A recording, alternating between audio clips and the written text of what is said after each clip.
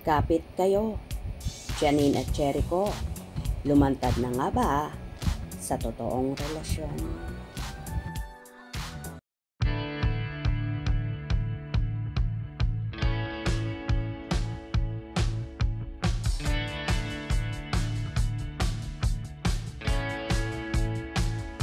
Kapansin-pansin ang sweetness ng mga kapamilya stars at Lavender Fields lead star na sina Janine Gutierrez at Jericho Rosales sa naganap na Peña Francia Festival sa Kapamilya Caravan na naganap sa Naga City nitong nagdaang September 28, 2024.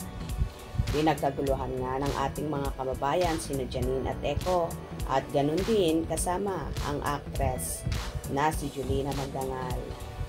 Samantala, kapansin-pansin nga ang mga kakaibang galawan ng Econy na talagang masasabi mong magkasintahan na.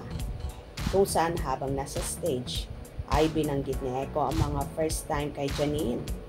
First time makatrabaho, first time na makasama stage, at first time ding makasama sa eroplano.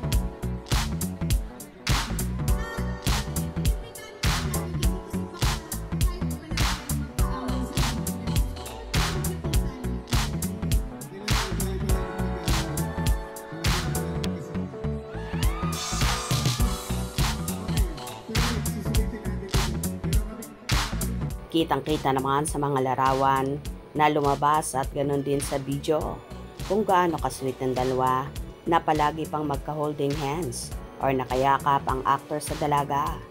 Pagpapatunay kaya ba ito na talagang may relasyon na ang Econy? Kahit nga ang simpleng pakikipaglaro ng dalawa sa cutie-cutie na bata at kinagiliwan ng netizens at sinasabing bagay na bagay silang maging magkakapamilya at magkaroon na nga ng sariling anak.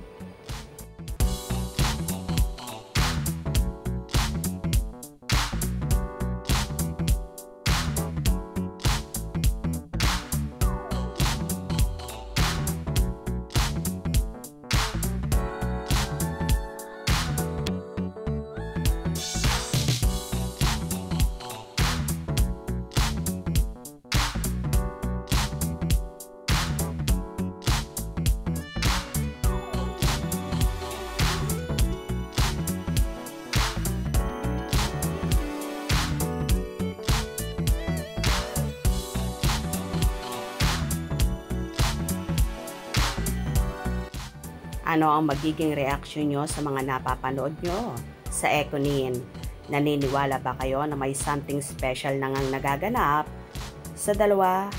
Kung nagustuhan nyo ang video na ito, comment down below.